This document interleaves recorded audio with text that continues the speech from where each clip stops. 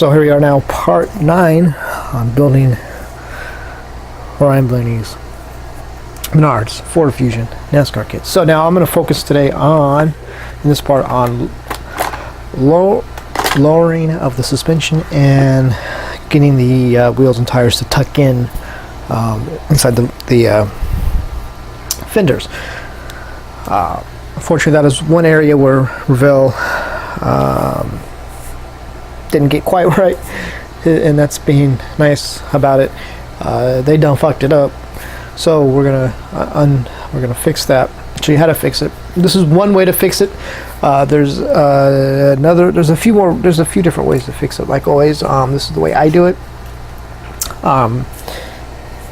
Obviously, feel free to do it any other way you see fit. This is how I do it. It all depends on what you're looking for. What you're doing. I'm just looking for more, just to get it lowered and get it tucked.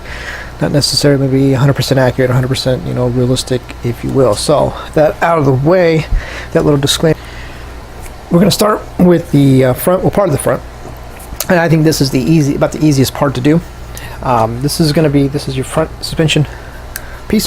Has your lower control arms and brace heating and tie rods and everything else. So what we're going to do is point this out. And again, I've done a video on this, so, but I'm just including it in here, So, anyways, one of the things we're going to do is this little. If I can get the camera to.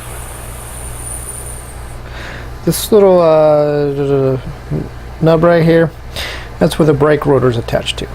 As you can see, it has the hole for the metal pin to go through. Well, what you can do, one of the things we're going to do, we're just going to cut that little bit. We're going to cut that off.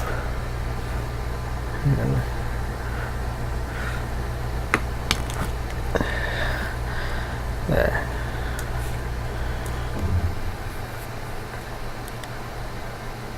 Alright, so now we'll do the other side.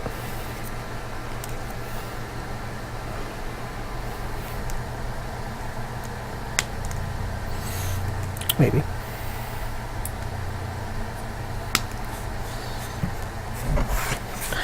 Alright, so now both of those noses have been cut off. What we're going to do is we're going to take a sanding stick. We're just going to sand it smooth a little bit. The other side here. Let's just give it a real quick sanding.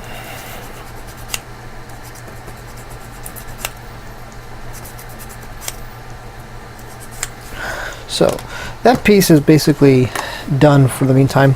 I'm gonna put it aside, finish painting it. I still gotta finish painting it. I need to paint the lower control arms, the tie rods. Gotta get those painted. So this goes to the side for a moment, and then we'll look at the rear springs. There they are, rear springs. Kind of painting them up. Makes it easier to see. What we're going to do is I haven't really cleaned them up yet, but this is going to be your top, this is going to be your bottom. If you notice, the bottom has a bigger mounting tab, because that goes into that hole right there. And so make sure what we're going to do is we're going to cut this top piece off. We're going to cut it down a little bit. This isn't an exact science. I just cut. Oops, hit the camera.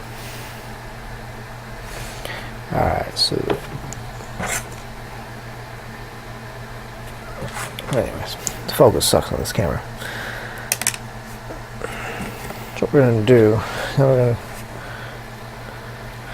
going to cut the same mold. We're going to come back here. We're going to cut the other one. I know there's so many different ways to do this. To cut this, just doing it real quick, just to make it easy.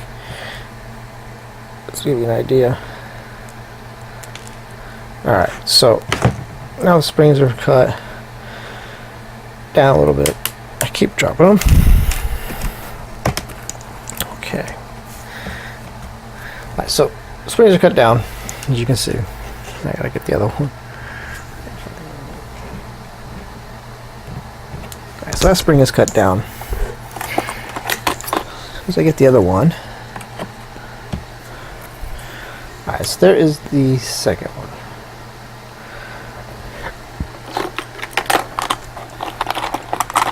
So now, got them cut.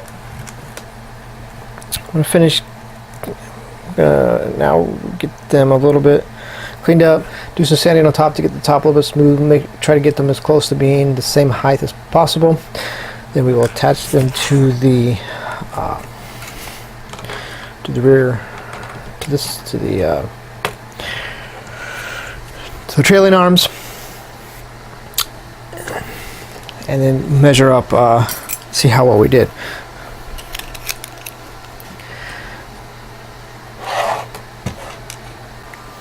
So while we're back here on the rear end, one of the things we're gonna do is we also need to make a couple modifications to help tuck the rear tires in.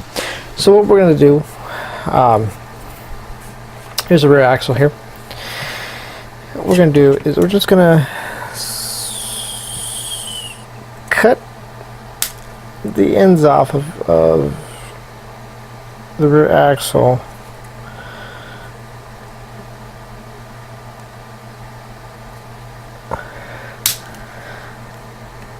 And so what that is going to let us bring in the rear tires in.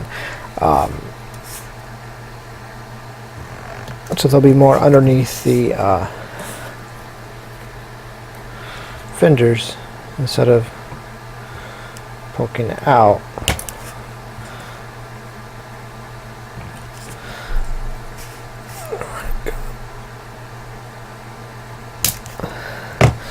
So now that we've removed some, I might have removed a little bit too much. It's okay, we can fix that.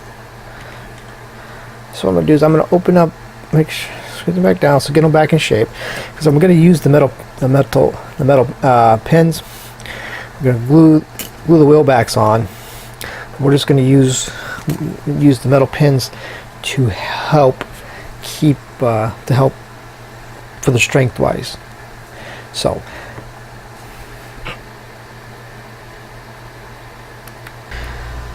So now you see the metal pins have been pushed in. We're going to have to cut the metal pins down just a little bit so that we get a nice tight fit. Okay, so there we have how it looks now. I did actually end up cutting off more than I wanted to on each side of the axle. No big deal, my haste just to get the video done so I can get I just kind of cut off more than I should have. Which isn't actually a big deal because the teams are really running the wheels and tires really tucked in now, and so actually would have been fine. The amount as tucked in as they were, it would have been fine. But then I would have had to go and done that to the front so they'd match, and the front would take a lot more work to get them tucked in to match the rear. More than I really wanted to do. That's beyond the scope of what I wanted to do with this video. So more than I wanted to do. So I'm going to have to basically put some spacers back in there to push them back out. So I'm gonna end up using the brake rotors on the rear to space them back out. And as you can see here, this is basically what I wanted to do is get them just tucked in like that. They'll be just inside each fender on this side when everything's glued in place. So oops, but that happens. So that is the rear for right now.